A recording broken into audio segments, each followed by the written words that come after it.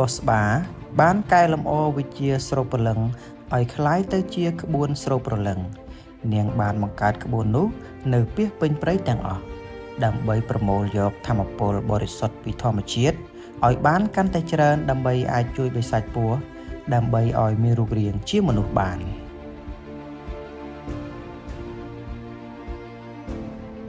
បន្ទាប់ពីប្រមូលធម្មពលបរិសុទ្ធពីធម្មជាតិបានចំនួនដ៏ច្រើនមហិមាហើយ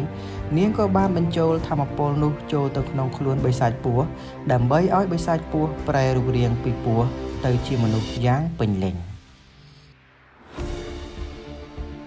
ក្រោយពីបិសាចពស់បានប្រែខ្លួនទៅជាស្រីក្រមុំដ៏ស្រស់ស្អាតហើយ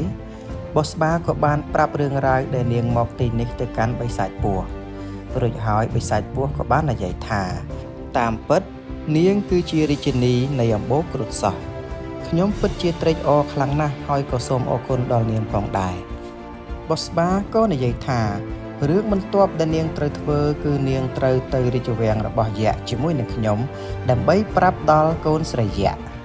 ពេលទៅដល់រាជវាំងបសបាក៏បានរៀបរាប់រឿងរ៉ាវនឹងការបង្ក្រាបបិសាចពស់នោះដល់បុត្រីស្ដេចយក្សបិសាចពស់នេះក៏មកជាមួយផងដែរឃើញដូចនេះបុត្រីស្ដេចយក្សក៏បានឆ្លើយតបថានាងពិតជាមានសមត្ថភាពខ្លាំងមែននាងក៏រអ៊ូក្នុងចិត្តថាអោបិតាអើយនេះក៏ព្រោះតែបិតាមិនស្ដាប់បុត្រ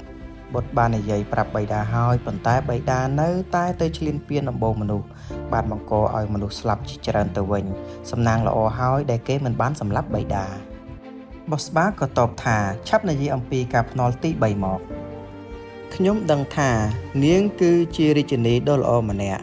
ប្រសិនបើនាងពិតជាចង់ឈ្លានពានខ្ញុំមែននាងប្រកាសជាបង្កសង្គ្រាមជាមួយនឹងអម្បូរយក្សជាមិនខានក៏ប៉ុន្តែនេះនាងបែរជាព្រមភ្នាល់ជាមួយនឹងខ្ញុំទៅវិញខ្ញុំបានគិតហើយថាគឺមិនមានការភ្នាល់ទី3ឡើយហើយការដែលคล้ายទៅជាកូនសិស្សរបស់រាជិនីគ្រុឌក៏មិនមែនជារឿងដែលមិនល្អឡើយខ្ញុំប្រកាសជាស្ម័គ្រចិត្តតាមតើអ្នកគ្រូអាចដោះលែងឪពុករបស់ខ្ញុំបានទេពេលនោះបសបាក៏តបថាខ្ញុំអាចដោះលែងគាត់បានក៏ប៉ុន្តែ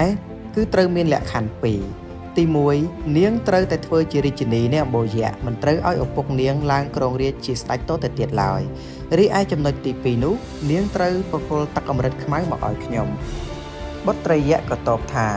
តាមពិតទៅទឹកអម្រឹតខ្មៅនោះគឺបានបាត់បង់បាត់ទៅហើយពេលដែលស្ដេចយក្សអង្គមុនបានបាត់ខ្លួនទឹកអម្រឹតខ្មៅនោះក៏បានបាត់ដែរ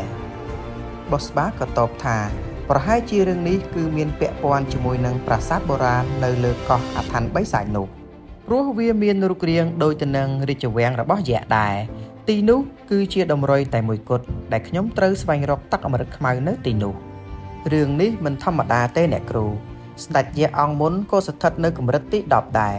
នេះទ្រង់បាត់ខ្លួនដោយគ្មានដំណឹងអ្វីសោះខ្ញុំគិតថាមុននឹងអ្នកគ្រូទៅអ្នកគ្រូគួរតែទម្លុះលំដាប់ឲ្យដល់កម្រិតទី10សិននៅនគរយក្សរបស់ខ្ញុំមានភ្នំភ្លើងមួយនៅកណ្ដាលភ្នំភ្លើងនោះគឺមានអាសនៈបុរាណមួយដែលបានរៀបចំដោយដូនតាយក្សកាលពីសម័យមុន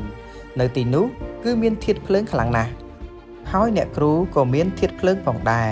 ខ្ញុំគិតថាអ្នកគ្រូគួរតែទៅទម្លុះលំដាប់នៅទីនោះដើម្បីឈានដល់កម្រិតទី10ទីនោះនឹងអំណោយផលល្អដល់អ្នកគ្រូនឹងមិនមានបញ្ហារាំងស្ទះអ្វីឡើយ